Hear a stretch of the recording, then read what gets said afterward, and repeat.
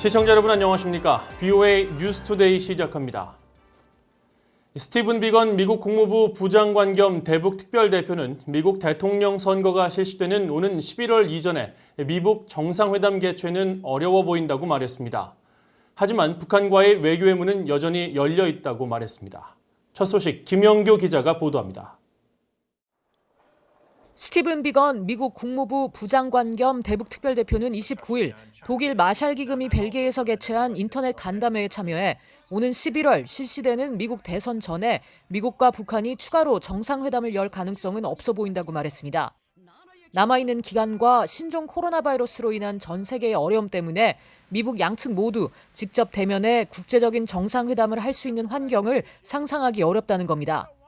I think it's probably unlikely between now and the U.S. election.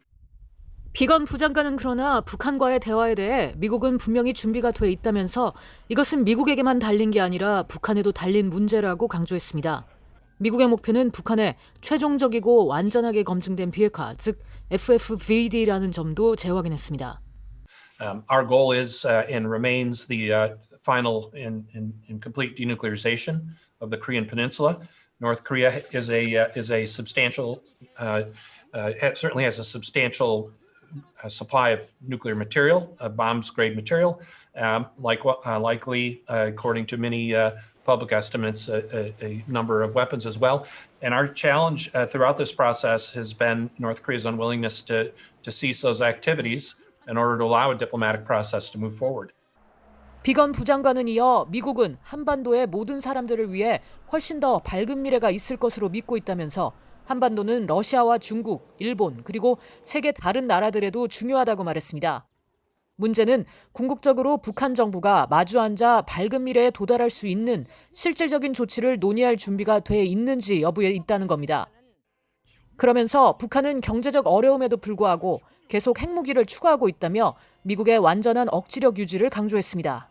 So that also is going to require us to maintain a full deterrent, which we will and we do. I don't think anybody doubts that, and continue to leave the door open to diplomacy. We believe there is still time for the United States and North Korea to make substantial progress in the direction that we believe that both sides want to go. 비건 부장관은 이어 비핵화 협상과 관련해 미국은 이미 꽤 탄탄하고 세부적인 내용의 계획을 내놓았다면서 북한이 미국과 협상에 임하기만 한다면 매우 빠르게 진전을 이룰 수 있다고 밝혔습니다. VOA 뉴스 김현교입니다. 최근 선적을 알 수 없는 유조선들이 잇따라 북한 남포항 일대에서 발견됐습니다. 신종 코로나 바이러스로 선박 운항이 크게 감소했지만 불법 유류 반입은 줄어들지 않은 것으로 보입니다. 함지하 기자가 취재했습니다. 지난 28일 북한 서해상을 보여주는 마린 트래픽의 지도에 AS란 이름의 선적 미상의 유조선 한 척이 포착됐습니다. 동중국해 일대에서 나타나 북한 방향으로 항해한 이 유조선은 북한 대동강 입국역인 초도를 약 25km 앞둔 지점에서 돌연 선박자동 식별장치 AIS를 끈 채 사라졌습니다. 앞서 지난 22일에는 MH란 이름의 또 다른 선적 미상의 유조선의 신호가 대동강과 서해 접점 해상에서 포착됐습니다. 이 선박은 북한 영해에서 종종 AIS 신호를 켰었는데 이를 토대로 확인한 결과 이 유조선은 약 사흘 전인 19일 북한 남포 유류 항구에 정박한 기록을 남겼습니다. 과거 북한의 유조선들이 남포항 일대에서 포착된 적은 있지만 열흘 남짓한 기간 동안 제3국 유조선 2척이 북한 영해에서 신호를 노출한 건 흔치 않은 일입니다. 최근 유엔 안보리 대북제재위원회 전문가 패널은 이전까지 북한 선박들이 공해상에서 다른 나라 선박과 만나 유류를 건네받았었는데 근래에는 다른 나라 선박이 북한으로 직접 유류를 운반하는 양상을 보이고 있다고 지적했습니다. 실제로 전문가 패널은 지난해 1월부터 10월 사이 제3국 유조선이 총 64차례 북한에 입항했으며 이들이 운송한 정제유가 최소 56만 배럴에서 최대 153만 배럴에 이를 것이라고 밝혔습니다. 이번에 남포에서 발견된 유조선들도 불법으로 북한에 유류를 반입하는 것인지 여부가 주목됩니다. 올해 북한의 남포 유류 항구 일대에는 예년보다 더 많은 선박이 정박하고 있습니다. VOA가 위성사진 자료를 분석한 결과 북한 남포에서 유류를 하역할 수 있는 부두 3곳과 해상 유류 하역 시설 등에는 올해 초부터 이달 29일까지 약 45척의 선박이 드나든 것으로 집계됐습니다. 이는 전년도 같은 기간에 약 25척에 비해 2배 가까이 늘어난 것으로 이전보다 더 많은 유류가 북한에 반입됐을 수 있다는 추정이 가능합니다. 또 최근 몇 달 동안 신종 코로나 바이러스의 영향으로 북한 선박들의 운항이 급감한 모습을 보여왔는데 유류를 운반하는 유조선들의 운항은 지속된 것으로 보입니다. I think the oil sanctions have been some of the most painful ones for them. And that's why they've, worked very hard to get refined petroleum products, particularly through these ship-to-ship transfers, which they seem to have been pretty successful at accomplishing. 이런 가운데 중국과 러시아는 최근 유엔 안보리에 올해 5월까지 대북 정제유 반입량으로 각각 1,813톤과 11,481톤을 보고했습니다. 전년도보다 각각 3분의 1과 2분의 1이 줄어든 양입니다. 그러나 미국 정부와 유엔 전문가 패널은 이 같은 두 나라의 공식 유류 반입분이 불법적인 방식으로 북한에 유입된 양을 반영하지 않고 있다고 지적하고 있어 논란은 계속될 전망입니다. VOA 뉴스 함지아입니다. 미국 상하원 군사위원회가 2021 회계연도 국방수권법안의 세부 내용을 확정했습니다. 하원 군사위가 지난 26일 공개한 법안에는 상원과 마찬가지로 주한미군 감축 제한 조항과 북한의 대륙간 탄도미사일 ICBM 위협에 대비해 미국 본토 미사일 방어를 강화하는 내용이 담겼습니다. 하원 군사위는 상원과 달리 북한의 생화학무기 위협에 대한 대응을 의무화하고 북핵 프로그램에 대한 광범위한 조사를 국방부에 요구했습니다.